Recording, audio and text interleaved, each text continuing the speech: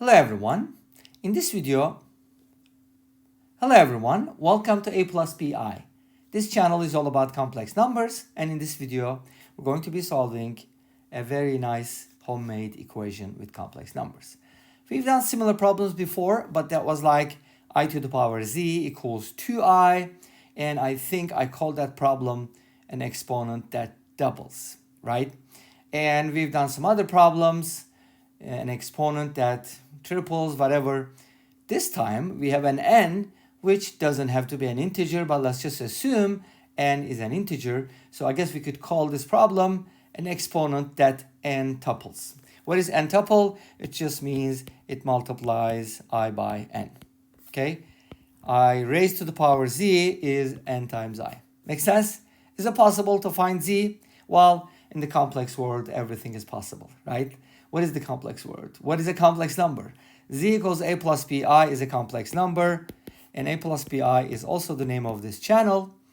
Go ahead and check out my other videos. I also made lecture videos if you're new to complex numbers. Now, how do we solve a problem like this? I just wrote a plus bi, so why not use that method? Okay, let's go ahead and use it. I to the power a plus bi equals ni. Now, there's a couple ways to go about it, but first of all, think about how do you raise I, which is an imaginary number, to a complex power?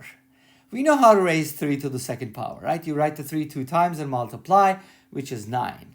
We know how to do 5 to the 7th power, even though I didn't memorize it. We know 10 to the power 6, which is a million, so on and so forth, right? Those are easy examples. What about 5 to the power 1/2? We even know that. It's square root of 5. Do we know 5 to the power square root of 2?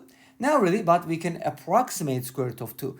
But with the complex numbers, how do you raise something to a complex power, right?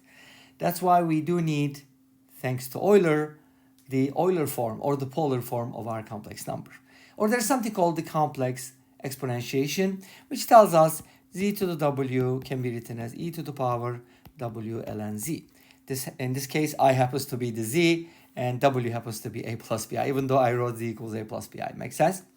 So I to the power a plus bi can be written as e to the power a plus bi multiplied by ln I. And of course, ni also needs to be written that way. So we kind of need to make an assumption. If you don't make an assumption, I mean, at least you need to look at it case by case. So suppose n is positive, then ni can be written as n times e to the power I times pi over 2. Of course, I'm allowed to add multiples of 2 pi. Let me just use k so it doesn't mix with ln and the other n, of course, because they don't have to be the same. Great, so we kind of got like a nice equation, didn't we? Maybe we can just natural log both sides and bring everything down. You know, ln e is 1, so when you ln the left-hand side, you're going to end up with the exponent. And when you ln the left-hand side, you're going to get a product. So from here, you're going to get this. And on the right-hand side, you get ln n. You got to be very careful with this. Let's use parentheses so it doesn't look like ln, you know. It's just ln n. And then this will be I times pi over 2 plus 2 pi k. Awesome. What do you do next? Well, I was trying to solve for a and b, so I might as well just distribute it, right? A ln I. But wait a minute. What is ln I? How do you find the log of a complex number? That's what we need to talk about next. So ln of a complex number z can be written as ln absolute value of z plus I times the argument of z. And this just comes from the polar form because z can be written as absolute value of z times e to the power I theta, and theta happens to be the argument. Or I can write this even as r because r is the absolute value. Make sense? Okay, that's the polar form. You need to know that. And theta is the angle that we get. Of course, depending on the number, if a plus bi is in the first quadrant, then theta is between 0 and pi over 2, so on and so forth. Depending on where it is, you'll get a different value. But ln I can be evaluated because its absolute value is 1 and ln 1 is 0. It's just going to be I times something like pi over 2. And you can, again, 2 pi m. You can add multiples of 2 pi all the time to get the general solution. So that's ln I. Ln I is a multiple of I, by the way. So ln I divided by I is real. Can you believe that? It is real. Okay. So we can go ahead and plug it in and then try to solve for it. A plus bi multiplied by I multiplied by pi over 2 plus 2 pi m equals ln of n plus I times pi over 2 plus 2 pi k. By the way, I just realized I wrote an extra I in there that shouldn't be there. I know some people probably noticed and said, hey, I do have an extra I, blah, blah. Well, I don't. Too bad. I erased it. Okay, cool. Now, what are we going to solve for? For A and B. So why don't we just go ahead and distribute it? When we distribute, we kind of need to be careful because this is going to become AI, like artificial intelligence. We're going to multiply that by power. So AI times pi over 2. And then this will become bi squared, which is negative b. So when you distribute that, make sure you're distributing negative b. Make sense? And then we're going to distribute ai one more time. That's going to be ai times 2 pi m.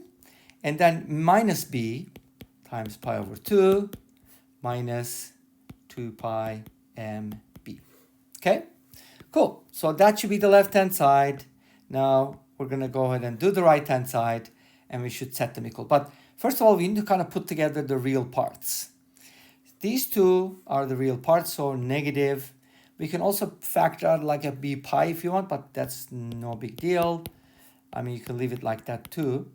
This plus, but here I think it's better if you factor out an I to a pi m. And that'll be multiplied by I, because we're going to set it equal to this, right? So the real part is ln n. Great. This is ln n. Nice. Okay. Remember what we're going to solve for, so don't lose sight of that. And this is the imaginary part, which is pi over 2 plus 2 pi k. One thing that's good about it is that k and m are integers, so we can kind of combine them, but there's also pi, which is going to cancel out. Make sense? So let's go ahead and do this first. ln n, and by the way, we can factor out a b pi here. I mean, even though I said we don't need to, we could probably just do a negative b pi, and probably this will be better, maybe, I don't know. 1 plus is going to be 4m. Okay, great, that's pretty good. So that represents an integer, and here this is equal to ln n. My goal is to get something for b. So I can solve for b from here. And then for a, I'm going to factor out an a pi over 2 similarly. That's going to be 1 plus 4m. That's kind of interesting. And that'll be pi over 2 plus 2 pi k. So from here, you can try to solve for a and b. And then eventually, you're going to add z equals a plus bi. But let me tell you, there's definitely a much easier way to do it. And let me show you how that works. Okay, so our problem again is I to the z equals ni. So I can go ahead and do this, right? This says e to the power z ln I equals ln n plus ln I, right? You don't really need to worry about this. Now, we're going to have the I twice. That's why you might also divide both sides by I and then just go from there. No big deal, same idea. But here, we already know that ln I is I times pi over 2 plus 2 pi k. So we're going to use that for ln I. And when we natural log z times I times pi over 2 plus 2 pi k, which is ln I, is going to be, I forgot to ln this because that would be z ln I. So this should be z ln I. Okay, sorry about that. I forgot that I just natural log both sides.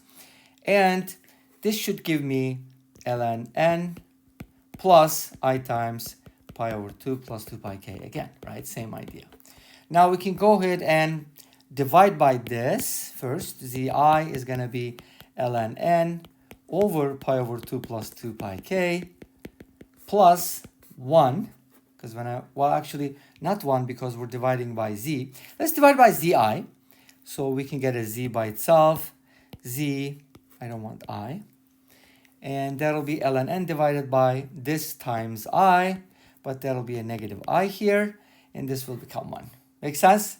So that should be the answer, and notice how quickly we could get to it if we didn't use z equals a plus bi. But still use it for many problems on this channel because That's the name of this channel. I don't think Wolfram Alpha has an answer for this problem, because when I asked it, it could not solve it. So that's okay. It's just a language model, right? Okay, anyways, this brings us to the end of this video. Thanks for watching. I hope you enjoyed it. Please let me know. Don't forget to comment, like, and subscribe. I'll see you next time with another video. Until then, be safe, take care, and bye-bye.